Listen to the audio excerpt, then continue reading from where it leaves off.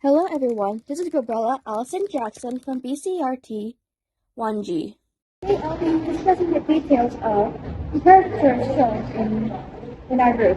The first caricature depicts a pig in a police uniform stumbling on society. Pig referring to how cops, especially in northern countries such as the US, are referred to as pigs due to certain stereotypes and the reason why he's stepping on society is because the police have a lot of corruption. Police tend to think they're above society and therefore can trample all over it and abuse their power as police officers. Hello everyone, I'm Joyce Franco from BSRT 1 Section G. The abuse of power by the police refers to situations in which law enforcement officers misuse their authority and position to take advantage of individuals or engage in inappropriate or unlawful behavior. This can manifest in various ways such as false arrest. Police may arrest individuals without probable cause or evidence, violating their rights and freedom. The second one is excessive use of force. Police officers may use more force than necessary when apprehending suspects or controlling crowds, leading to injury or death. Hi everyone, my name is Mary Therese P. Ente from BSRT 1 Section G. Hi everyone, I'm Alexander Dihon from BSRT 1G. Excessive use of force. This includes unnecessary physical violence or aggression towards individuals during arrests, interrogations, or other interactions. Ugat ang problema ng takbuhan at saktan umano ng nakasibilyang pulis na si Master Sergeant Ramon Gina, ang traffic enforcer ng Navotas na si Mark Luzuriaga. Ang ending, arestado ang pulis Maynila. Sinalakay ng mga taga-PNP Integrity Monitoring and Enforcement Group o IMEG ang opisina ng Chief ng Angeles City Police Station 2. Ang pake sa operasyon, huliin si Major Marvin Aquino at 6 na tauhan nito sa Anti-Illegal Drugs Unit. Isang civilian asset pa ang nahulihan ng baril at bala. Sa isang kulungan natagpuan ng 15 Corruption Involves officer engaging in illegal activities such as accepting bribes, covering up crimes, or engaging in criminal behavior themselves. Sa ikalawang pagkakataon ay muling nagpositibo sa confirmatory drug test si Police Colonel Cesar Herante. Ayon kay PNP spokesperson Police Colonel Jean Fajardo, 2 pang non-commissioned police officer ang nagpositibo rin sa illegal drug. We also have harassment and intimidation. Officers using their powers to harass, intimidate, or bully individuals, often to suppress dissent or maintain. Inaresto ang 2 pulis matapos ireklamo ng sexual assault ng isang grade 12 student sa Bacoor City sa Cavite. Kinilala ang mga naarestong sina Pulis Corporal Brian Baladyay at Pulis Master Sergeant Ray Mendoza Pogoso. Sina Baladyay at Pogoso ay kapwa naka-assign sa... Lastly, we have violence of civil rights, disregarding the constitutional rights of individuals, such as conducting unlawful searches or seizures or denying due process. Ito ang kalunos-lunos na sinapit ng 3 binata sa Lambayang Sultan Kudarat, Desyembre 2022, matapos umano nilang takasan ng isang checkpoint at saka Hi everyone, my name is Regina Kadman from BSRT1 Section G. The abuse of power by the police can have serious consequences, eroding trust in law enforcement, perpetuating systemic injustice, and harming communities. Sinalakay ng mga taga-PNP Integrity Monitoring Kataon ay muling nagpositibo sa confirmatory drug test. Ito ang kalunos-lunos na sinapit ng 3 binata sa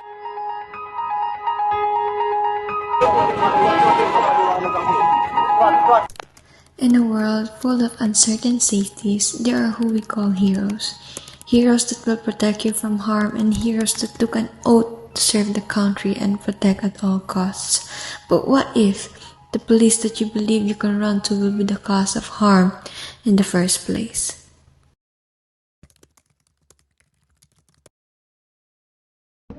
second character. It depicts a child standing outside the window from a classroom while he's staring at inside the people of all the students having their lesson. This is supposed to represent how, specifically when it comes to people who lack education or are unable to have an education, it's usually because they're usually on the lower class side and therefore unable to afford education. It was made clear by his more wealthy appearance, specifically showing up the fact that he's essentially a homeless kid and basically showing how education is not always available to everyone, especially those who are born into unlucky situations. Hello everyone, this is Bianca Angela Idolzura from BSRT 1, Section G. This caricature talks about the children who are unfortunate to have access to education often face significant barriers that prevent them from obtaining the knowledge and skills they need to thrive. Nasa 18.6% ng mga kabataan po sa Pilipinas ang hindi nag-aaral sa ngayon.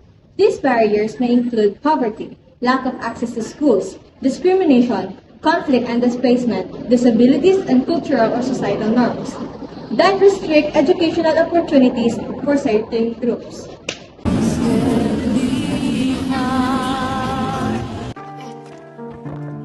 Dahil 10 taon na mula nang huling maglabas ng datos ang gobyerno hinggil sa child labor, tila bulag pa tayo tungkol sa kasalukuyang lagay nito. Hi everyone, my name is Ken Ayan Endizon from BSRT 1 Section G. It's important to recognize that education is a fundamental human right. Every child deserves the opportunity to learn and develop to their full potential. Hi everyone, my name is Gwyneth Gonzalez from BSRT 1 Section G. By addressing the systemic barriers that prevent access to education for unfortunate children, we can work towards creating a more equitable and inclusive society where all children have the opportunity to receive a quality education.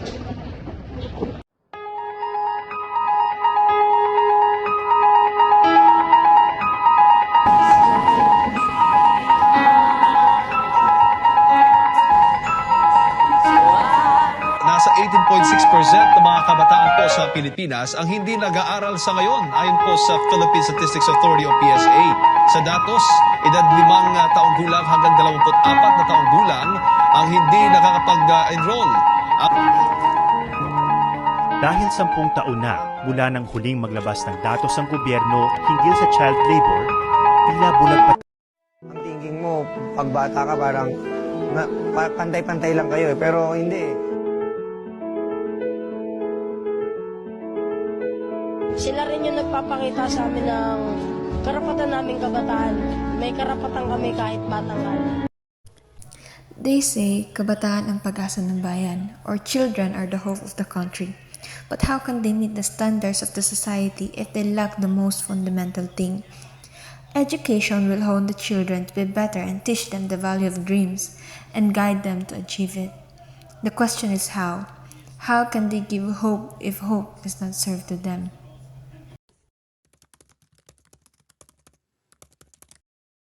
The purpose of such a caricature would be to provoke thought and discussion about the need for accountability to reform within law enforcement. It's also important to address systemic issues that contribute to barriers in education and work towards creating inclusive and inclusive learning environment for all individuals. I choose this caricature because both of these topics highlight systemic injustice and inequalities that need to be addressed in society. I decided to choose the abusing of power by the police because it talks about the unfairness of the society through using their power for bad intentions. Talking about the children who are unfortunate for having a decent education is a great topic because it showcases how unlucky those certain children to not have the education they deserve.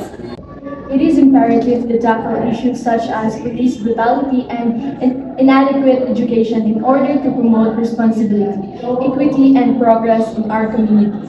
By bringing attention to these problems, we can ensure that law enforcement organizations operate to the highest standards of performance and conduct and strive toward real improvements. Talking about these subjects also promotes awareness raising and debate about the changes that are required. I choose the police abusing power caricature to encourage discussion on the importance of accountability and transparency in law enforcement, aiming to improve the system and foster trust between the community and police. I choose the incapable of education caricature to highlight the need for addressing educational system and opportunities, emphasizing the significance of improving access to quality education for all.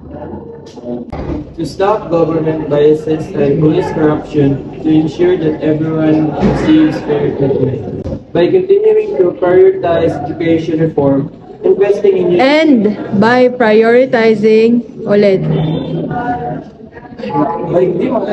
by continuing to prioritize education reform, investing in education system, and ensuring equal access to education. Because some of the police are abusive and bullies, other cops are not interested in enforcing the law. They are only interested in enforcing their ego. Acting out in public by bullying people, breaking the laws they are supposed to uphold. In fact, education is crucial for their holistic development and future success. From an early age, children are naturally curious and eager to learn about the world around them. Education provides them with knowledge, skills, and opportunity they need to grow intellectually. The reason we chose these caricatures is because these are issues that are not often discussed in society. Yes, maybe people talk about once or twice, or there may be one article, but these are issues not commonly talked about. The caricature of the policeman abusing his conscious society as a policeman is often overlooked and it's not talked about unless there's a big incident. So it's important for us to probably discuss it more because people tend to over-glorify and brush off all the issues when it comes to the police force and their abuse of power.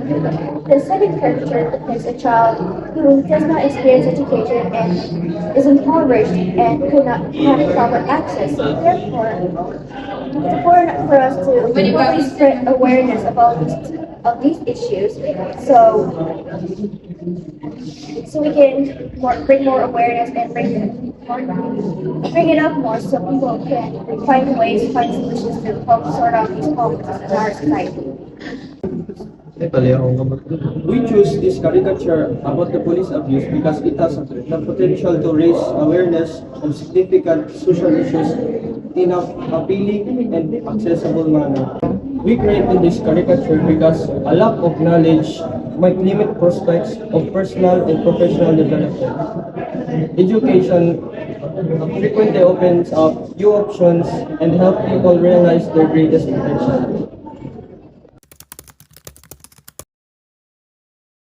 And with this video, we hope that we shed light on the issues displayed in the caricatures shown. To give a brief explanation again of our caricatures, the first one, the pig policeman, symbolizes the power that policemen holds in our society and how it's often abused by many policemen. The policeman being a pig because that's often a big nickname or a stereotype relating the policeman. The second caricature displaying a homeless or poor child standing outside a classroom window, staring at the student inside having a lesson. This symbolizes the fact that not everyone in our society, especially the more lower class ones, have the privilege of an education. Once again, we hope that we have shed light on these issues and in the future, these issues would be resolved.